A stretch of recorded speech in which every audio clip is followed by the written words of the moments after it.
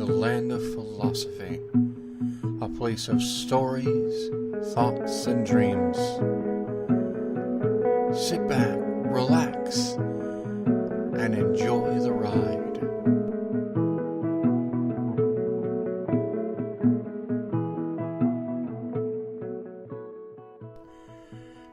What is Big Pharma?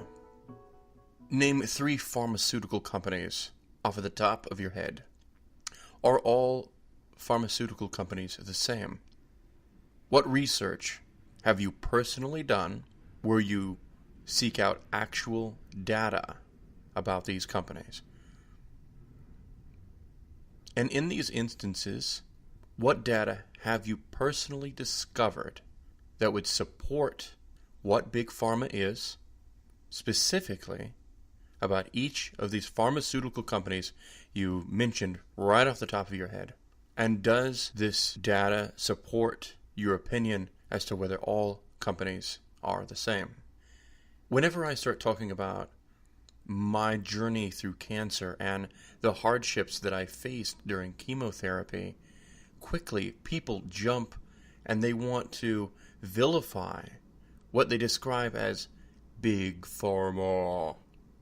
A lot of these people have never actually been through the journey of cancer. They've never had to make the decision whether or not they will have chemotherapy or radiation or receive a treatment of some kind or another. Many of them claim that they don't even go to the doctor because they believe if they go, the doctor will find something about them that is wrong and force them to take treatment. I want to make this clear. I have nothing against chemotherapy. I have nothing against radiation. It just wasn't right for me. Advocating people to stop treatment is not my business. That is not what I represent whatsoever. I want you to discover personal advocacy. And with personal advocacy, it's something that cannot be given.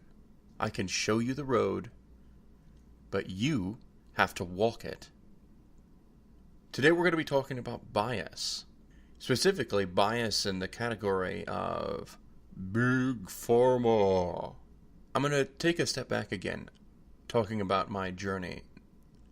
My oncologist, I believe that he pushed the chemotherapy on me. I'm going to address that in a way that many have not considered, especially those who are willing to stereotype an entire industry and to label them evil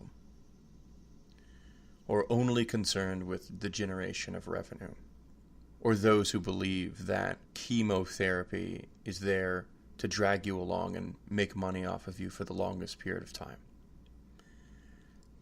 I don't believe any of those things. I've gone through the journey.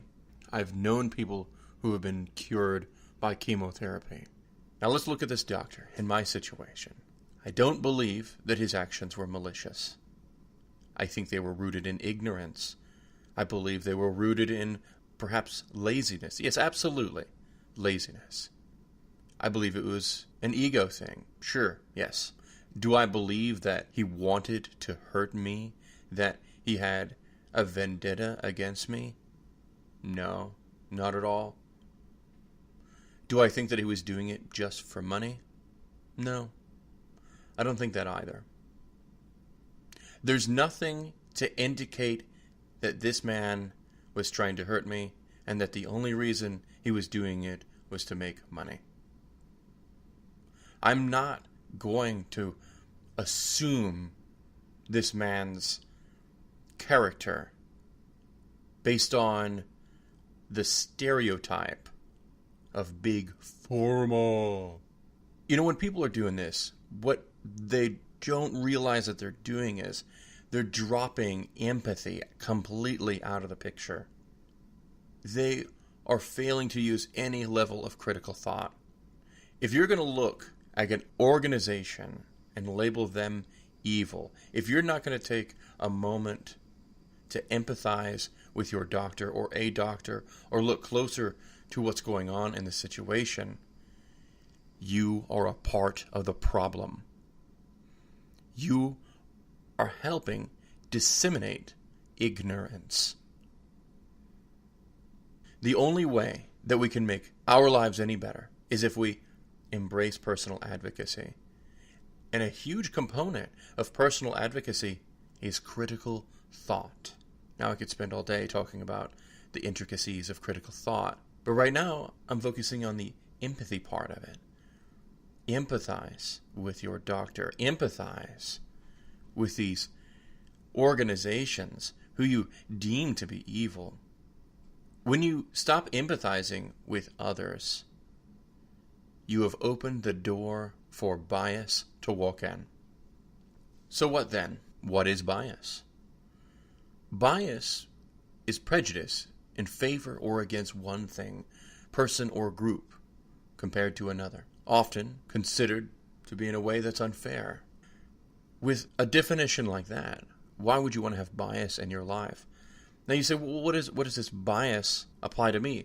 If I'm saying that Big Pharma is this big, evil, horrible empire that only wants to hurt us and wants to claim all of our money, how is this a bias? Well, what you're doing here is you are applying a stereotype. And a stereotype is a widely held but fixed and oversimplified image or idea of a particular type of person or thing. You've taken all of these companies that you've labeled under the umbrella of Big Pharma, and you've labeled them evil. You have oversimplified their intent. Thousands of people you have put under the umbrella of a stereotype without ever knowing them personally, without researching every single company, without talking to the people who their medicine has been given to. You have applied a bias against this stereotype. And with this bias, you despise them with such a degree that you have a prejudice against them. How would you feel if someone judged you without knowing you, who applied ideas and thoughts to your character without you having the ability to talk to them, without them looking into who you are in totality as a person, judging you on one small aspect that may not even exist? And so with this prejudice, they're showing a dislike, a hostility, unjust behavior deriving from unfounded opinions. It doesn't feel good when people do it to us. Why would we want to do that to another person? Especially an entire group of people who have been clumped together with a stereotype you clearly have a bias against. Bias is an enemy of empathy. If we allow bias to run amok in our lives, we'll fail to understand the purpose of the healthcare professionals in our life. Empathize with your oncologist. Be honest with yourself. Ask, what is his role in my treatment plan? Your oncologist's role is to fight and cure your cancer. He's using all the tools at his or her disposal to do this. Your quality of life is not in his realm. If that means that your oncologist has to use horrific poisons to destroy this cancer, then this doctor will advocate for this. It is up for you.